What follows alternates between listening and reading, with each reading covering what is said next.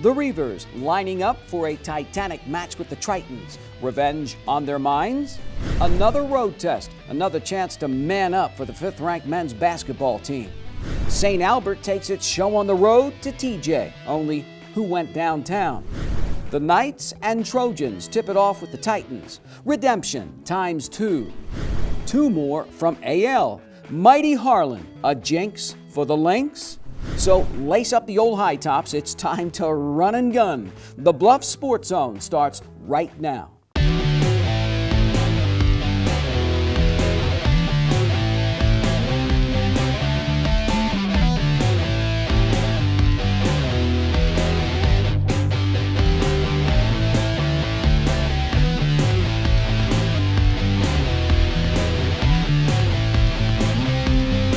Hello, I'm JJ Davis, and welcome to another edition of the Bluffs Sports Zone.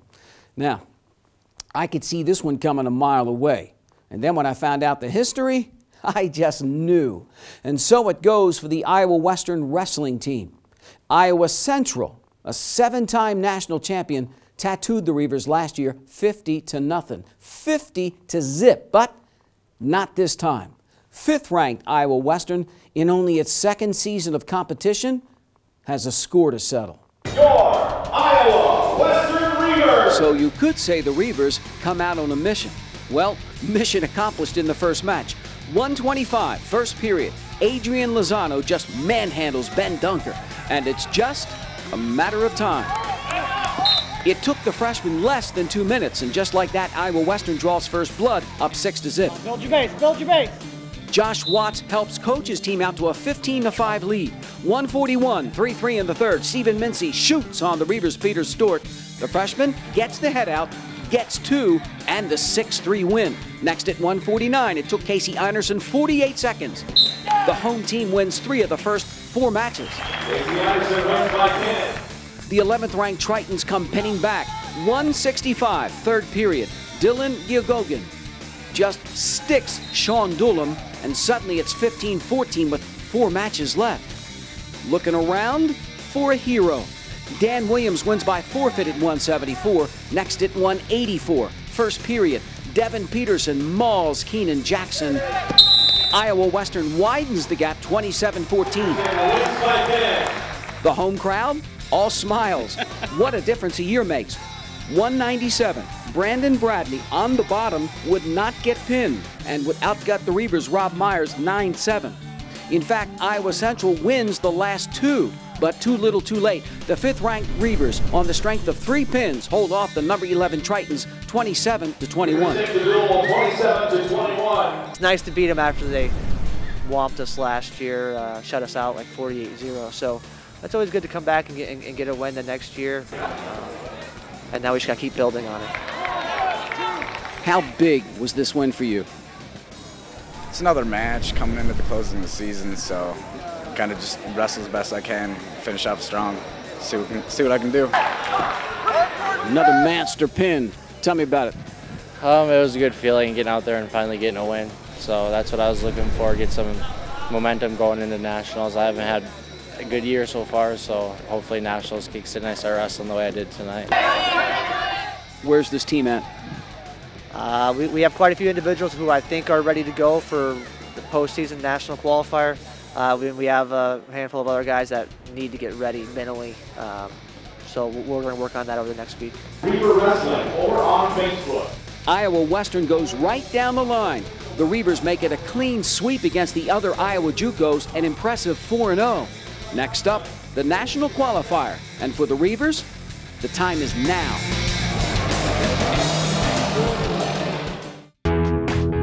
Next up, time to put the ball in the hole. The Reavers on the road again when we come back.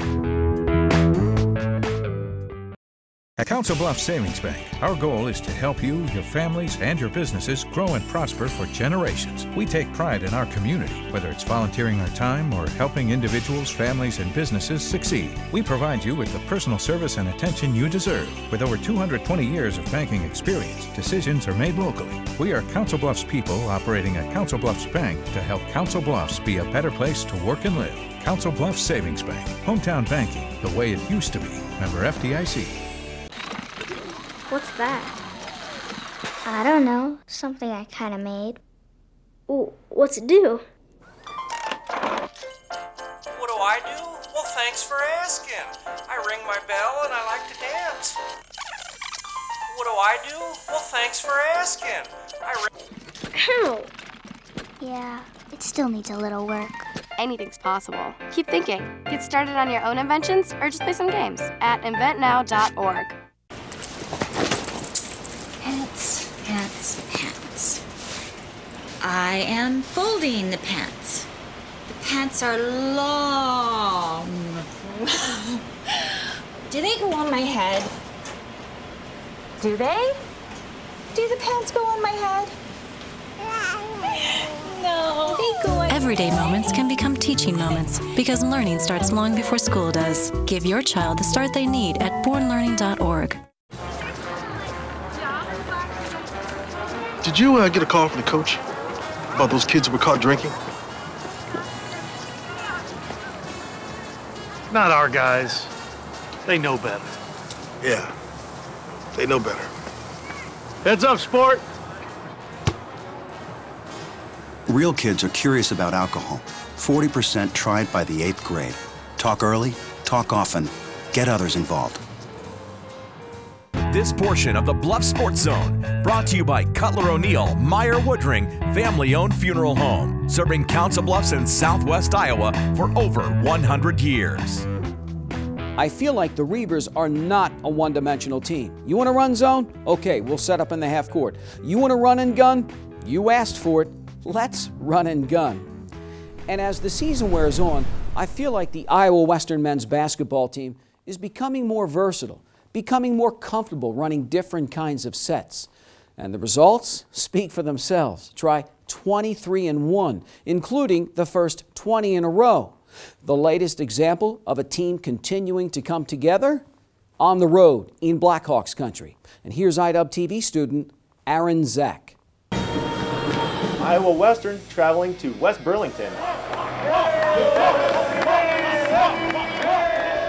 The Reavers came together to take on Southeastern. DJ Walker takes the pass. Knocks down 3 of his 19 points on the night. A little bit later, Josiah Coleman to Tavion Pomley.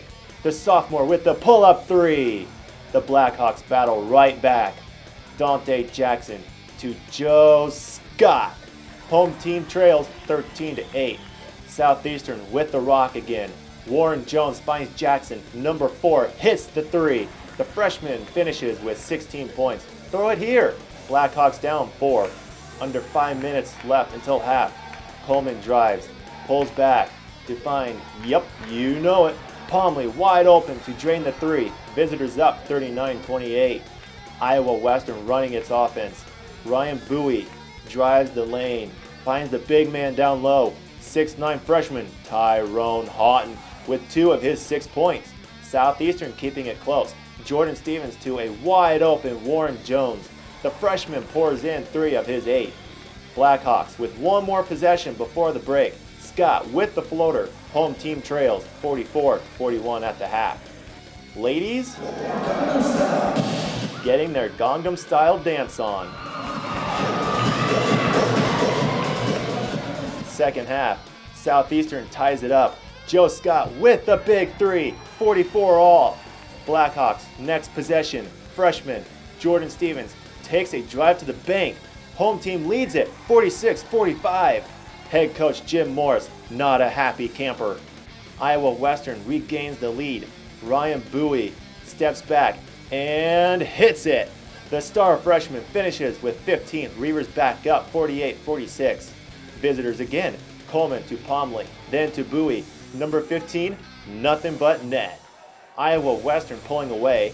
DJ Walker on the other end. The Reavers beat down the Blackhawks 92-81. We thought if we could win it, we get separation between that second spot and third spot. And by winning it here, puts them at 2 and 3, us at 4 and 1. So a big game to win on the road. And anytime you win on the road within our conference, it's good wins. I let the game come to me, and if I get to hitting shots, then I get to hitting shots. But other than that, I'm always looking for the win. I do anything I can to win. For the Bluff Sports Zone, I'm Aaron Zach.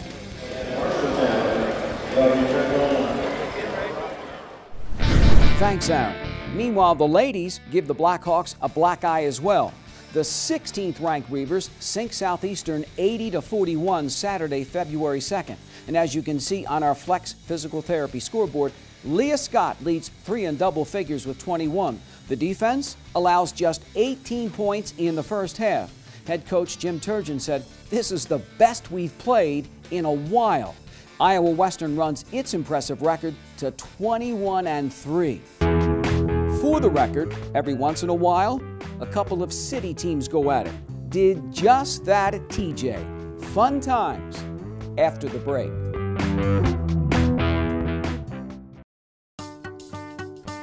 What does the world need?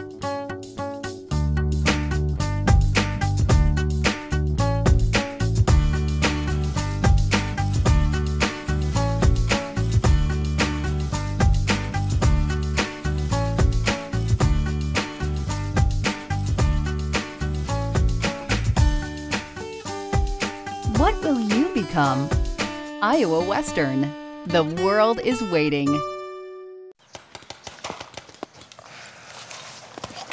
When I give you the signal, you two cut left to the flag. I'm gonna cover you from that tree over there. Remember, don't go for the flag unless you know the coast is clear, okay?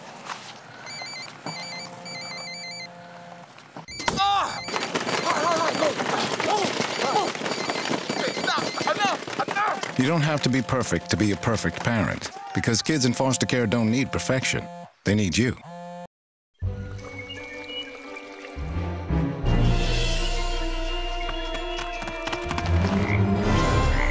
Let's turn over this log. Yeah. Whoa! I like the big black ones. I like the brown wiggly ones. I like the green crunchy ones myself.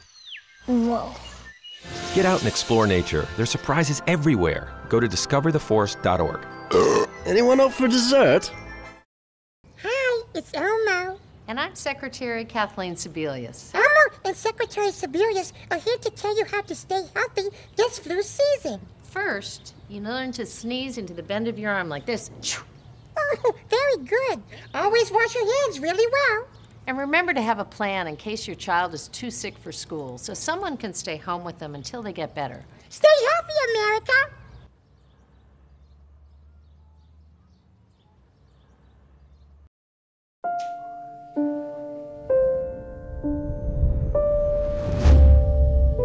What if a disaster strikes without warning? What if life as you know it has completely turned on its head? What if everything familiar becomes anything but? Before a disaster turns your family's world upside down, it's up to you to be ready. Get a kit, make a plan, be informed today. Learn how at ready.gov. No team covers Southwest Iowa sports like the team at Jenny Edmondson Sports Medicine. For nearly 25 years, Jenny Ed Sports Med certified athletic trainers have cared for thousands of area athletes and their schools. And our partnering physicians at Nebraska Orthopedics help ensure you're taken care of from diagnosis through rehab. If you need to be seen now, come by our Saturday morning walk-in clinic. It's open all fall from 8 to 9:30 a.m. Jenny Edmondson Sports Medicine. This portion of the Bluff Sports Zone brought to you by the St. Albert Alumni Association. It's the story of two teams. One hoping to take the next step, and the other just hoping to take its first. And so it goes for the girls from St. Albert and Thomas Jefferson. Now the Saints, with a winning record, trying to make that late season push. And the Yellow Jackets, just trying to win a game. Along with IWTV student Eric Moreau, here's Philip Moon. TJ girls hit the court with St. Albert. Yellow Jackets lead scorer Missy Cakeley with this nice basket down low. But the Saints score 11 of the first 13 points to Coron's Alleywad go visitors by 5. Later in the first, St. Albert lead scorer Kylie Ferguson inside for 2. Buzzing 15-5 after 1. Early in second, Faye Osman with this nice breakaway basket. But TJ doesn't waste any time. Home team beats the press. Nice long pass to Alexis Alcaraz Jr. with 5 points as Yellow Jackets try to keep it close. Late in the half, Saints Ferguson again up and good, 4-2. St. Albert leads TJ 20-14 at the break. Third quarter, Yellow Jackets Rachel O'Neal with this nice jumper. Home team just 11 points in the second half. Saints counter, Ferguson good, 4-3. The junior with the game high, 24 points. St. Albert outscores Thomas Jefferson 50-25. Today was just to try to get out and establish a lead, which we did, right away in the game, and I thought we just did a nice job, protecting that lead. For the Bluff Sports Zone, along with Eric Morrow, I'm Phil Moon. Now it's the guys' turn. St. Albert looking for the impressive sweep of the Council Bluffs schools. Brian Cullison gets the Jackets going with 2 of his 18 points. TJ with the early lead. Next time down, the home team flat out makes it look easy. Fred Williams wide open, and it's 10-4 Yellow Jackets. But the Falcons come flying back. Connor Moran steals it and then takes it right to the rack. St. Albert trims the lead to 12-8 after 1. Second quarter, Alex Rendon in the corner just drills it to give the visitors their first lead, 13-12. TJ looks to regroup, keep it together. Then Alex Rendon from the other corner for 3, again sticks it. It's 16-all. Yellow Jackets back in front. Zach Williamson cashes in, TJ by 2. Nearing the end of the half, it's Sam Snead and 1, and the teams go into the break, get it together, tied at 23. Second half, the Connor Moran show drills the 3. St. Albert a 5-point lead, 28-23. Next time down, Morant gets the foul and 1. The Falcons pulling away. The senior leads all scorers with 25. TJ inbounds Will Carney. At the end of 3, it's 46-41 visitors. St. Albert on the glass. Nick Goldwitzer puts back the rebound. In the end, the visitors outscore the Yellow Jackets 17-8 in the fourth quarter. Look at this. The Falcons pull away with a 63-49 win. Lewis Central running out at home against Kemper. The Knights draw first blood junior Sam Brinks with an easy layup. Visitors showing good ball movement, senior Chris Halber hits the uncontested three-pointer. Dan Miller and the Titans down early. LC gets on the board, Mitch Moran with a nice pass to Tony Rue, 4-2. Lewis Central's Mitch Moran, little spin move, the sophomore, finishes with 6 points. Kemper on top, 8-4 after 1. The Knights come out hot in the second. Loose ball with a steal from Cole Neary. Alex Drees with a nice dipsy-do in transition. With the first half winding to a close, Kemper's Riley Bach nails the jump shot. Trailing the Knights 26-10 at half, the Titans look to bounce back. Third quarter, Lewis Central with a three-pointer from Cody Cook that sparks an 11-0 run. Cody Cook hits another 3, the junior coming off the bench, finishing with 11 points. Kemper by 18 after 3. Knights Sam Brinks in the lane, junior finishes with 14. Cole Neary leads all scorers with 24. The Knights slam Lewis Central 60-33. We're struggling to score the ball, so pretty much anything you want to pick at this point in time we need to improve on, but we'll keep working at it. Not going to give up, and just keep working to try to get better. And hopefully we can get her going here in the next couple of weeks. Never give up. Might be down by 20, but sparks can lead to game winning. One thing I always play with, passion. Start learning to be a team. I think things come around when we start doing being a team. For the Bluff Sports Zone, I'm Michael Byland. On the 1st of February, the Lewis Central Titans played host to the number 4 ranked Trojans from Atlantic. Starting things off, we have Sam Markham looking for an opening and finds Dalton Franken, who takes the ball to the bucket. A little later, Chad Christensen takes the rock down the court and takes a jumper from the outside to get the 3. LC down 8-0. Head coach Dan Miller and the team are adjusting their strategy. Back into the game, Titans' Cody Cook puts up a shot and makes it, putting them on the board. The Trojans answer when Christensen makes the second three-pointer. The senior finishes with 17. LC's Alex Reed fakes the Trojan defense and, by the tip of his fingers, sinks 2 of his 15. Christensen yet again with another bucket. Atlantic leads 23-10 at the break. Second half, Reed makes the pass to Cook, who shoots it for the 3. Stuart Hugh passes it over to Franken, who makes another bucket. Titans have a free throw attempt, but Reed falls short. Luckily, J.B. Baker recovers the ball and makes 2 for LC. A pass to Franken on the outside. He puts it up. 34-21 visitors after 3.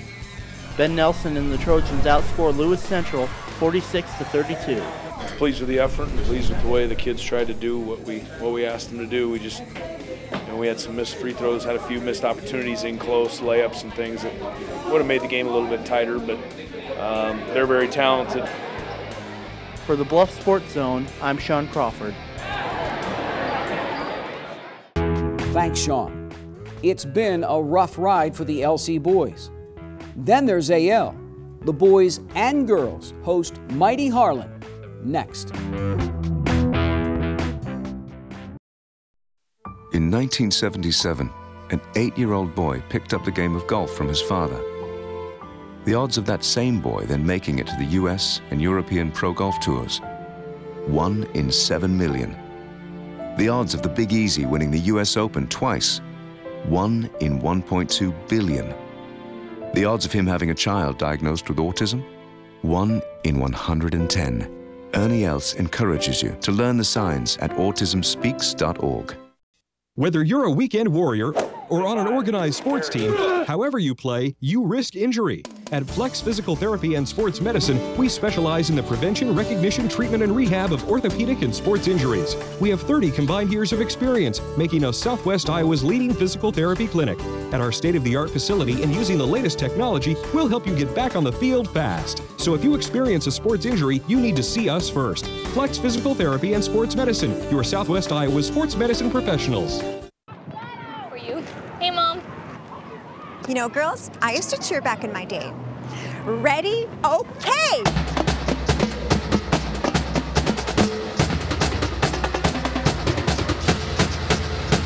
Go team! That was amazing, amazing, amazing. Mom, that was amazing. You don't have to be perfect to be a perfect parent. There are thousands of siblings in foster care who'll take you just as you are. What does the world need?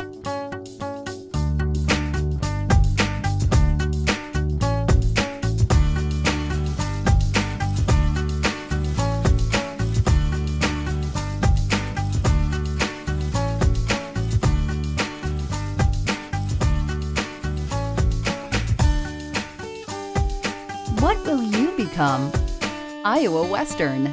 The world is waiting.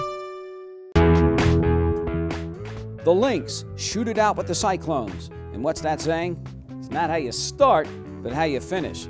That's the case Thursday night, January 30th. And first up, the ladies.